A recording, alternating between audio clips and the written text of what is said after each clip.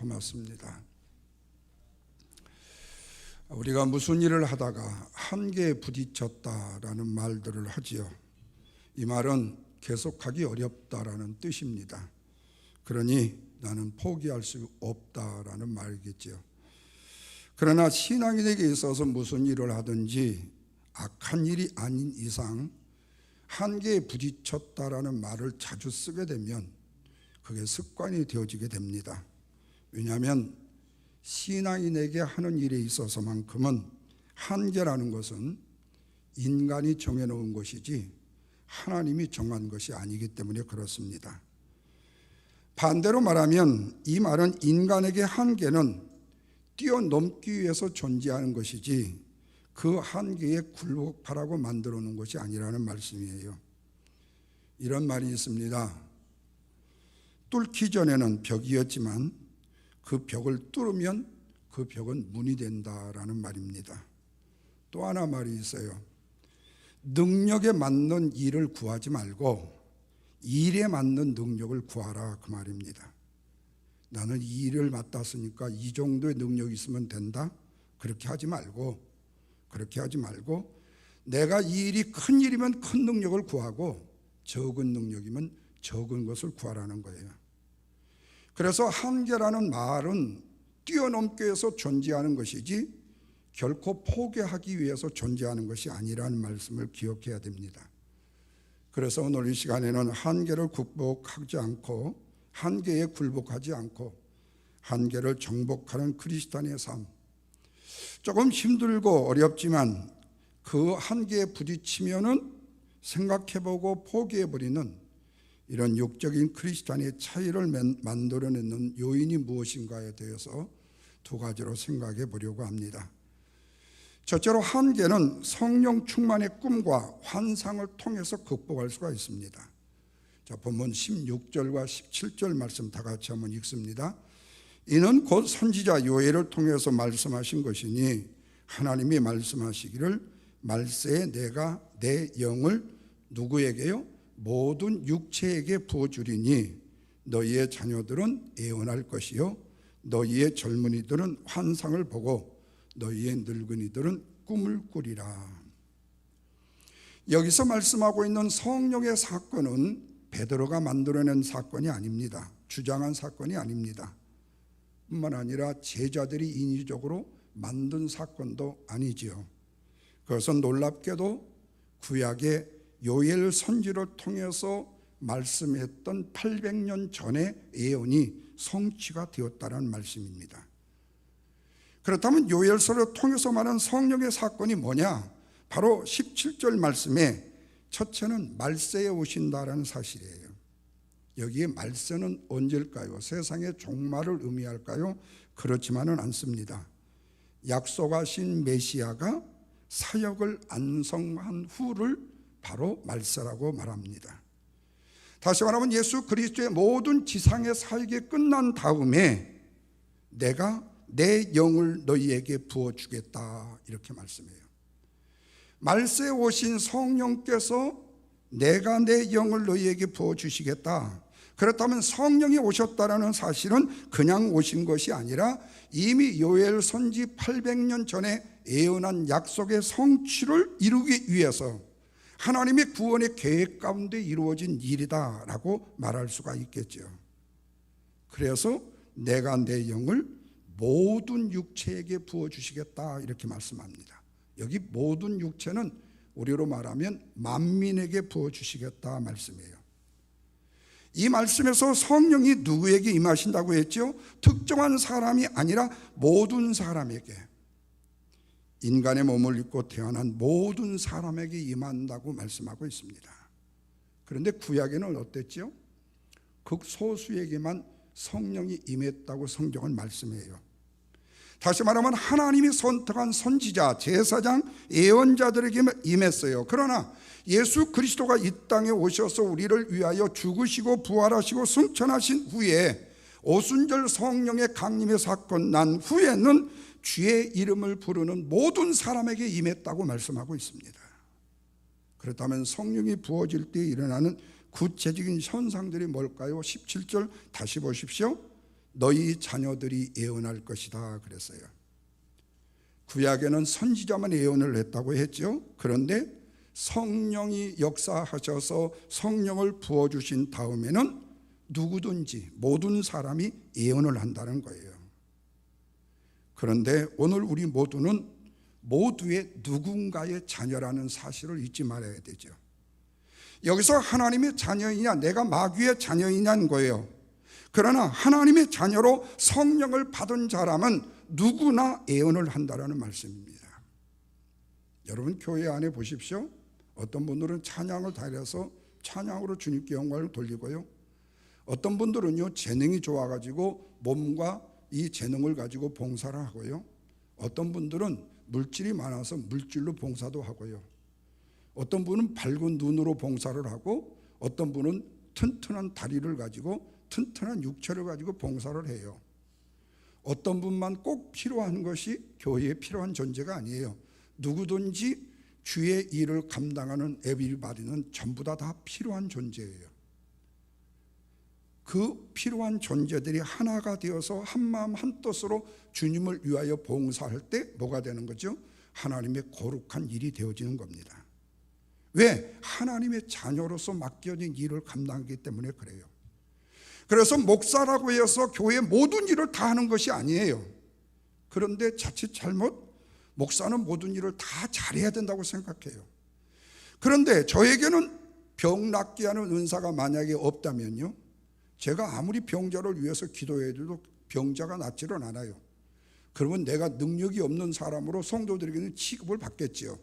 그러나 저는 그렇게 생각하지 않아요. 왜? 저에게 만약에 말씀을 전하는 은사를 주셨다면 나는 말씀을 전하는 은사로 사용되어질 뿐이에요. 만약에 교회에 병자를 낫게 하는 목회자가 필요한다면 신위의 겁난 운명을 받은 목사를 청빙에다가 세우면 되는 거예요. 그런데 그 교회 안에는 말씀의 은사를 사모하는 성도도 있고 병자를 치유하는 은사를 사모하는 사람도 있고 찬양으로 주님께 영광을 돌리는 그런 은사를 가진 사람도 있어요. 그렇다면 교회 안에서 그렇게 은사를 가진 사람들이 개발되어서 그 사역을 나름대로 감당해 가는 것이 바로 교회의 한 공동체인 겁니다. 특별한 한 존재로 인해서 교회가 존재되는 것이 아니라 하나님의 거룩한 하나님의 재능을 가진 성령의 충만한 자를 통해서 교회가 이루어진다는 거예요. 그래서 하나님의 성령을 힘입은 모든 자녀들은 다 예언을 할 것이다 그렇게 말씀해요. 다시 말하면 하나님이 말씀하는 선포하는 성령을 누구나 받을 수 있기 때문에 그래요. 또 한 가지는 너희의 젊은이들은 뭘 본다고 그랬어요? 17절에 환상을 본다 그랬어요. 성령이 역사하면 젊은이들이 환상을 본다는 겁니다. 노련한 어르신들만이 환상을 보는 것이 아니라 기도를 많이 하는 사람만이 받는 것이 아니라 성령으로 충만한 성령의 임재를 힘입은 젊은이들도 어린아이들도 비전을 갖게 된다는 거예요. 그리고 확실한 목표를 향해서 앞으로 나가게 된다는 겁니다. 여러분 여기서 굉장히 중요한 요소 중에 하나가 뭐냐? 사랑하는 내 자녀를 내가 정말로 신실한 하나님의 백성은 물론이고 세상에 필요한 존재로 만들기 위해서는 바로 이 말씀에 대한 집중의 기도가 필요해요. 하나님 젊은이들에게 환상을 요엘 선지를 통해서 주신다고 말씀했는데 사랑하는 내 자녀에게 앞으로 미래를 향하여 나아갈 수 있는 환상의 꿈을 주시옵소서. 젊은들에게 굉장히 중요한 요소 중에 하나예요. 살아난 내 자녀가 학교에서 1등이 되고 다른 사람에게 상을 받고 세상에 뛰어난 어떤 인물이 되기를 원하는 것보다도 더 중요한 것이 뭐냐? 기본적인 베이스가, 다시 말하면 베이식이 잘 갖추어져야 한다. 하나님의 사랑받는 믿음의 자녀로 살아난 내 자녀들이 젊음을 향해서 앞으로 나아갈 수 있는 자녀가 되기를 위해서 기도해야 된다는 거예요. 이게 바로 부모의 사명이에요. 무조건 피자 먹고 싶으면 피자 갖다 주고, 무조건 뭘 먹고 싶다면 뭐 사주고, 뭐 하고 싶다면 해주고, 다 하는 것이 부모가 자녀를 위해서 다 하는 일이 아니라, 한국을 제가 다니면서 또 한 가지 깨달은 게 있어요. 부모가 부자이면요, 다는 아니에요. 자식들이요, 아주 논팽이가 되게 십상이더라고요. 왜요? 막 일 안 해도 그거 주고 용돈 주고 10만 원짜리 100만 원짜리 수표 팍팍 주는데 뭘 걱정이에요. 여러분, 어렵고 힘들게 사는 사람은요, 할로윈이 되고 아니면은요 할리데이가 되고 아니면은 레스트데이가 되어도요 어디 나가서 놀 정신 없어요. 공부하는 학생들은 공부해야 되고요, 일해야 될 사람들은 일해서 돈을 벌어야 돼요. 한가하게 놀 겨를이 없어요. 하나님의 비전을 꿈꾸는 사람은요 오히려 그런 때일수록 하나님 앞에 집중적으로 매달려 내 젊음에 하나님이 주시는 환상의 꿈을 꾸는 자가 돼야 된단 말이에요. 먼저 영적으로 살아야 내 자녀도 살고 그리고 우리의 인생이 살게 되어져요. 그런데 오늘날 젊은이들을 보십시오. 자신의 꿈을 이루기 위해서는요 열정과 헌신을 다해요. 그런데 하나님의 비전의 꿈을 꾸려고 하면요 그런 젊은이들은 많지가 않아요. 특별히 여러분, 큰 교회의 젊은이고 성도들은요 큰 교회를요 나와주는 성도가 없어요. 나가는 성도예요. 그런데 여러분, 교회가 적게 되면요 나와주는 성도가 많아요. 아이, 내가 오늘 목사님이 하도 사정해갖고 전화해서 주일날 애 안 나오냐고 그러니까, 아이, 그리고 오늘 내가 안 나가면 교회에 일할 사람이 없으니 나는 어쩔 수 없이 목에 줄을 달아서 나가야 된다고 나와주는 거예요. 여러분, 나와주는 것이 신앙입니까? 저는 정말로 제가요 조금의 마음에 좀 배포가 더 있다면요 그러면 나오지 마. 차라리 내가 그러고 싶어. 예. 여러분, 참 오늘 우리가 하나님의 메인받은 사람이 어떤 사람에 대한 정의를요 똑바로 인식하라는 거예요. 교회를 나와주고 내가 봉사를 해주고 내가 일을 해주고, 그래서 그 사람의 귀에 비율을 맞추기 위해서 긁어주고 그 사람이 교회에 일을 하기 위해서 뭔가 비웃덩어리를 맞춰주는 그 일들로 커가는 영적인 신앙인이 바른 신앙인으로 삶을 살 수 있을까요? 그런 부모가 바른 신앙인을 양육할 수 있을까요? 지금 살아있는 그 젊음을 하나님 앞에 불태우기 위해서 영적으로 주님을 만나는 인생을 살도록 만들어야 된다. 세 번째 보십시오. 너희의 늙은이들은 꿈을 꾼다. 이거 굉장히 내가 좋아하지 않는 말이에요. 늙은이가 아니니까 여기서 어르신들로 제가 말을 고치겠습니다. 예. 오순절에 베드로가 설교한 것에 중요한 것이 뭐냐?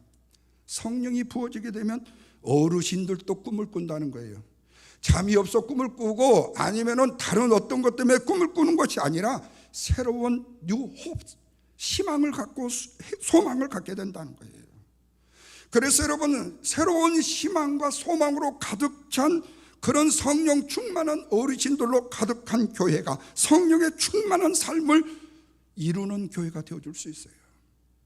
그러나 만약에 어르신들이 그렇지 못하고 이상한 방향으로 나가야 되고 잘못된 방향으로 나가게 된다면 교회도 잘못된다는 겁니다. 바라기는 우리 주님의 영광교회는 성령 충만한 어르신들로 가득 찬 교회가 되시기를 주님의 이름으로 축원합니다. 성령으로 충만하여 하나님의 꿈을 꾸는가 아니면 이상적인 세상의 것을 꿈꾸고 있는가에 달려있다는 거예요. 다음 18절 보십시오. 다 같이 읽습니다. 그때에 내가 내 영을 누구한테요? 남정과 여정에게 부어주리니 그들이 예언할 것이요 그랬어요. 여러분, 이 당시에 종이라는 것은 아름다운 개념이 아닙니다. 아무런 자유가 없는 사람, 구속된 노예이기 때문에 그래요. 그런데 그런 이들에게도 성령의 예언이 부어진다는 거예요. 말씀이 선포된다는 거예요. 한 사람도 예외가 없다는 거예요. 성령으로 충만한 삶을 살면 부자만 되는 것이 아니라 훨씬 더 엄청난 파워를 일으키는 종도 되고 능력의 사람이 되어줄 수 있다. 마치 여러분, 요셉이 보디발 장군의 집에서 하나님의 성령으로 충만한 종이 되니까 보디발 장군의 집의 모든 소출, 모든 행하는 모든 일들이 덤으로 복을 받더라는 거예요. 바로 이게 뭐지요? 종이라도 성령의 충만함을 주시는 하나님의 능력이에요. 그래서 성령은 남녀노소 종들을 포함해서 말씀을 듣고 순종하는 모든 인생들에게 주어지는 하나님의 권능이다.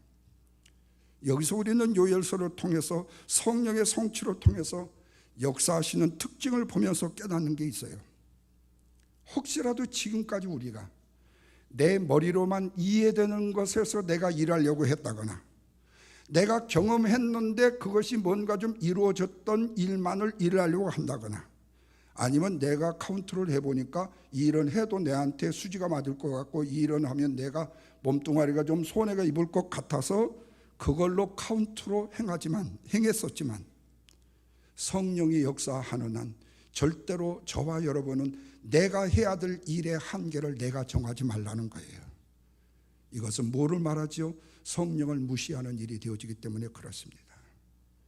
다시 말하면 하나님의 거룩한 일들 앞에 내 인간적인 일들이 먼저 우선순위가 되어지는 것이 나의 사명이 아니라 하나님의 성령의 말씀에 먼저 입각하여 하나님 말씀에 순종해야 될 일이 우선순위가 되어야 된다는 거예요. 이것이 여러분 오늘 일부 예배도 말씀을 드렸습니다마는 결단코 실망시키지 않는 사람이에요. 근데 실망시키지 않는 사람이 있어요. 저 사람 틀림없이 오늘 안 나올 거야.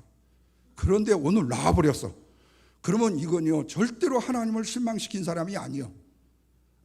근데 그 사람이 오늘 안 나올 것이었는데 정말로 안 나와버렸어. 그거는 하나님의 맛에 딱 맞는 거죠.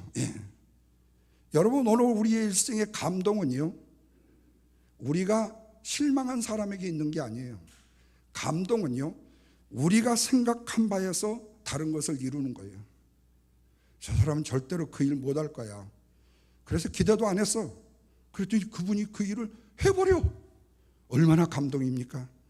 할 수만 있다면 이런 인생을 살아야지. 저 사람 못할 거야. 역시 절대로 나를 감동을 안 주는구만. 하나님 역사를 절대로 변화시키지 않는구만. 이렇게 되면요 우리의 인생은 참 곤란해지는 거예요. 한계를 내가 정하지 말라는 겁니다. 성령이 주시는 차원의 꿈은요 굉장히 압도하는 꿈입니다. 인간적으로 생각하는 꿈이 아니에요. 성령이 역사하시는 꿈은 압도적인 꿈이에요. 성령이 임하시게 되면 나의 의지와 감정이요 손살같이 꺾어지고요 전혀 다른 세계로 나가는 꿈을 꾸게 된다는 거예요. 맨정신으로 안 되는 것이 성령이 부르면 된다는 말씀입니다. 인간적인 자신의 한계를 벗어날 필요가 있다는 말씀이에요. 하나님의 말씀 안에 사로잡히면 된다는 거예요. 말씀이 나를 끌고 가면 된다는 겁니다. 말씀을 듣다가 나의 마음에 성령의 불이 붙으면 우리의 인생은 바꾸어지게 되어져요. 그리고 그 역삼이 나의 삶과 연결이 되어질 때에 엄청난 공감이 되는요 이펙트한 결과 영향력을 불이 붙게 된다는 사실입니다.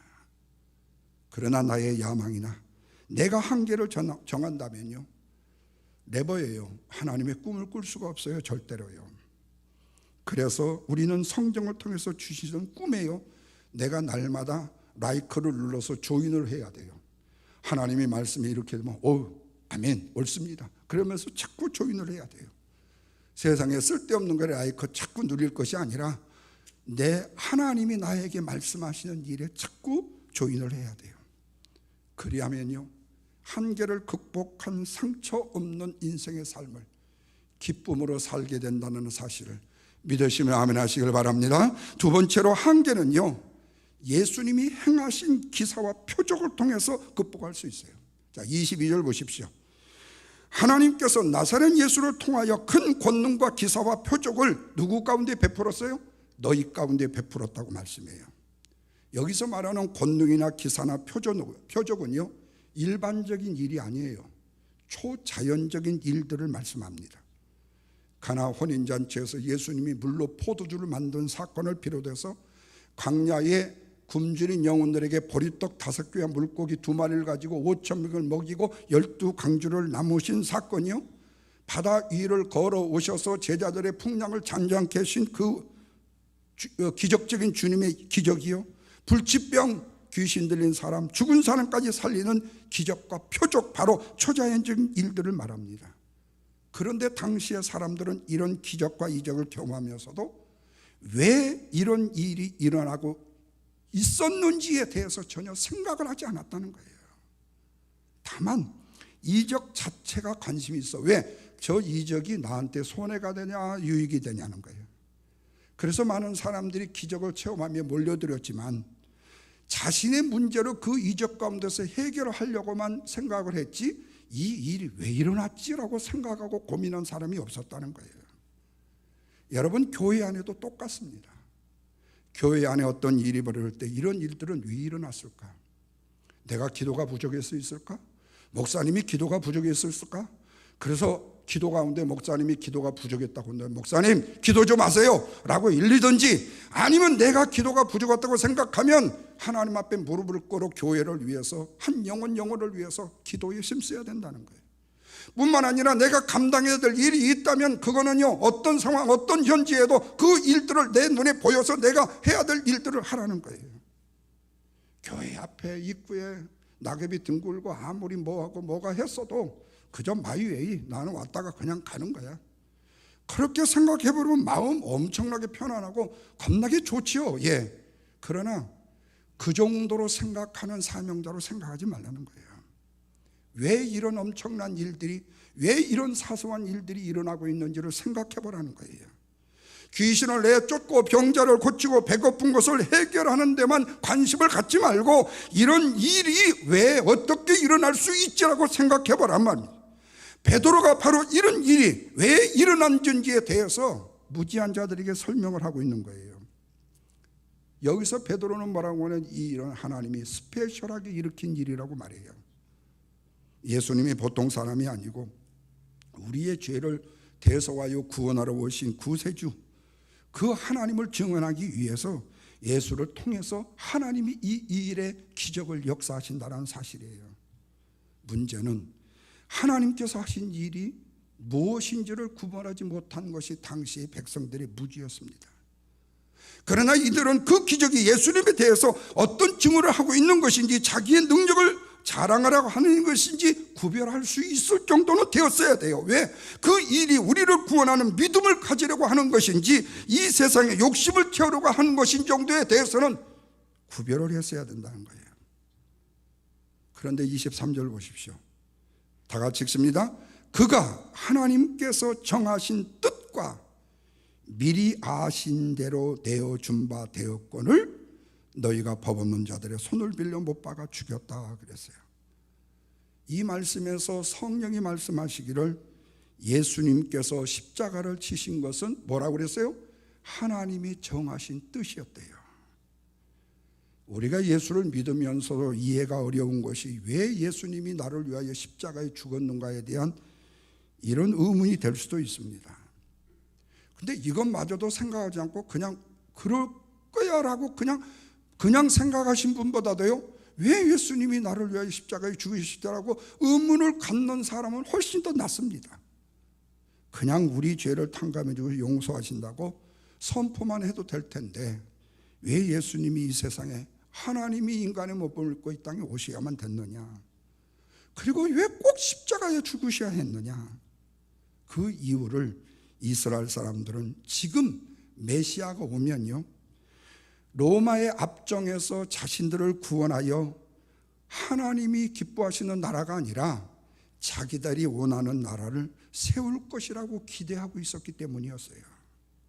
그래서 자기들에게 원수 같았던 이 로마에게 예수님의 처형을 맡겨버린 거예요. 왜? 저분이 메시아라면 이 문제를 해결해서 십자가에서 뚝딱 내려와가지고 로마의 왕아, 내가 하나님의 이름을 명하노니 죽어라! 그래서 딱 무너져버리면 완세 해방돼 버리잖아요. 그런데 그럴 줄 알고 처형에 맡겨봤더니 이건 제 상상이에요. 예. 꼴까닥 죽어버렸네. 아무 힘도 못 쓰고. 근데 여러분, 베드로는 요엘 선지를 통해서 이 말씀이 하나님이 정하신 뜻이라고 말씀하고 있다는 거예요. 예수 그리스도는 죄를 범한 자를 위해서 반드시 십자가에 죽어야만 됐다는 거예요. 이게 바로 하나님의 룰이라는 거예요.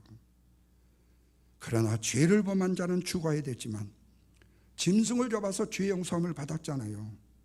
근데 안타까운 것은 왜 이스라엘 사람들은 예수님을 죽게 하는 일에 앞장을 섰느냐는 거예요. 왜 악한 일에 쓰임을 받았느냐는 거예요. 그 일이 하나님의 계획 속에서 일어난 일이지만 그 악역을 맡았다는 것이 그들에게 큰 불행이라는 거예요. 왜 예수님을 파는 존재 중에 가론 유다가 거기에 당첨이 돼야 되냐 그 말이에요. 일부에서 말씀드렸어요. 르호보암이 나라를 갈는 것은 하나님의 뜻이었는데 르호보암이 절대로 하나님의 뜻에 실망을 안 시키고 정말로 나라를 갈라버리더라는 거예요. 여러분, 이게 바로 하나님의 감동을 우리가 누리지 못하는 하나의 요인 중에 하나가 아니에요. 왜냐하면 이스라엘 사람들은요, 예수님의 일에 죽는 일에 앞장을 선 그 지약으로 인해서요 40년 후에 예루살렘이 초토화가 되어버리잖아요. 바벨론에 의해서요. 엄청난 비극을 초래할 수밖에 없게 되잖아요. 우리도 이 세상을 살아가면서 악역을 맡지 말고요, 좋은 일을 감당한 사람이 되기를 기도한다는 것은요 매우 중요한 요소 중에 하나입니다. 세 번째 24절 보십시오. 하나님께서 그를 사망의 고통에 풀어 살리셨으니 이는 그가 사망에 매여 있을 수가 없다. 하나님께서 예수님을 사망의 고통에서 풀어 살리셨다. 중요한 것은 예수님을 다시 살리셨다는 말씀이에요. 본문의 표현의 말씀대로면 사망의 고통에서 풀어 살리셨다. 그것이 왜 중요하냐? 예수님을 사망의 고통에서 불리신, 다시 살게 하시는 하나님이시라면 우리를 죄와 사망에서 다시 살리시는 하나님의 능력의 권능 예수를 믿음으로 우리에게도 일어난다라는 사실 아닙니까? 그래서 우리에게 중요한 거 아니에요. 그런데 오늘날 죄인된 인간들이 살아가는 세월은요, 우리에게 가져다 주는 것은 사망과 고통밖에 없어요. 그래서 우리가 세상에서 고통을 당하고 있는 겁니다. 주님은 사망의 고통이 없는 새로운 생명과 다시는 아픈 일이야 고통스러운 일이야 이별이 없는 아름다운 세상에서 살게 주시겠다고 말씀하잖아요. 그런데 오늘날 죄인의 특징들은 뭐예요? 내가 하고 싶어, 내가 원하는 것만 기도하려고 한다는 거예요. 그러나 성령이 인도하시는 길은 낯선 길이잖아요.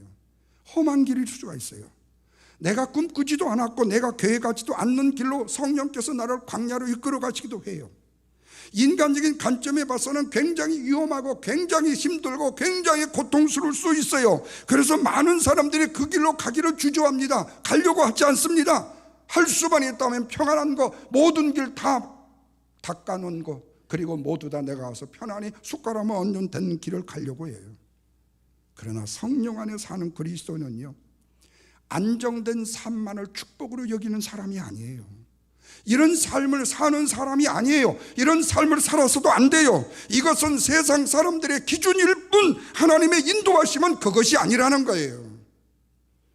늘 말씀드려요. 자기는 언제부터 평안과 안정 속에서만 목회를 하고 평안과 안정 속에서만 세상을 살고 평안과 안정 속에서만 인생을 살아야 된다고 누가 당신에게 그런 보장을 해줬냐고요.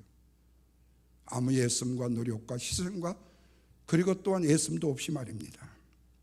그것은 안정과 불안정이라는 것은 우리의 주제가 아니고요, 하나님의 주제이기 때문에 그런 겁니다.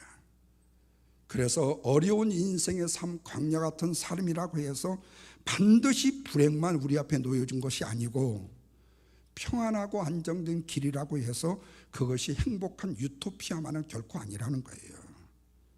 그래서 우리는 늘 가슴이 벌렁벌렁 뛰는 성령의 길을 발을 딛고 가야지 편안히 눕고 자자고 하는 불안한 길을 가서는 안 된다는 겁니다. 이런 면에서 구원이 이르는요, 믿음은요, 세 가지 요소가 있습니다. 아는 거예요. 두 번째로는 정서적으로 마음으로 느끼는 거예요. 세 번째로는요, 의지적 요소로 행동하는 거예요. 이 세 가지가 종합될 때에 온전한 믿음이 형성될 수가 있어요. 그래서 우리의 믿음이 정서적인 믿음과 의지적인 믿음이 동반하는 완전한 믿음이 되어줄 수 있다. 그래서 먼저는 지적인 믿음의 성장이 필요해요. 믿음은 들으면서 난다고 하잖아요. 복음의 말씀을 듣고 믿고 완전한 지식을 가짐으로 인해서 온전한 믿음의 신앙인으로 바꿔줄 수 있다. 그리하면 성령께서 오셔서 가장 우선적으로 하시는 일도 뭐냐? 그 믿음에 대한 지식을 갖게 하는 일이에요. 예수님께 하신 말씀이 생각나게 하고 예수님이 행하신 일들의 의미와 뜻을 깨닫게 하고 우리로 하여금 참된 진리의 일을 알게 하신다는 거예요. 베드로도 무지한 자였습니다. 그리고 예수님을 위해서 죽겠다고 3번이나 장담을 하다가 결국에는 3번 부인한 사람입니다. 결국에는 예수님의 수제자로 자격도 없고 어떤 세상적 배움도 지식도 없는 사람이에요. 그러나 오순절에 성령의 충만함을 힘입은 이후에 베드로는요 완전히 달라져 버렸습니다. 사랑하는 성도 여러분, 하나님께서 저와 여러분을 부르신 곳은요 편안하고 안정된 교회가 아닙니다. 죄가 간영한 온전치보다는 세상으로 저와 여러분을 부르셨어요. 그래서 성령으로 충만한 베드로는요 세상에 대해서요 어떤 편견도 가지질 않았습니다. 세상을 좁게 바라보지도 않고 계층과 차별을 그는 생각하지 않았어요. 그러나 그 이전에 베드로는 어땠습니까? 절대로 부정한 것을 만져서는 안 된다고 생각했고, 유대인이 아닌 이방인들이 구원을 받는 것은 안 된다고 생각했어요. 그리고 주님을 위해서 나도 따라 죽겠다고 말했지만 실제로 실천한 것은 아무도 없었어요. 편견으로 가득 찬 사람이었어요. 세상을 엄청나게 좁게만 바라봤던 사람이었어요. 계층과 차별을 일삼았던 사람이었어요. 그런데 그가 성령으로 충만하자 편견을 없애버렸어요. 세상을 넓게 봤어요. 계층과 차별을 만들지 않았습니다.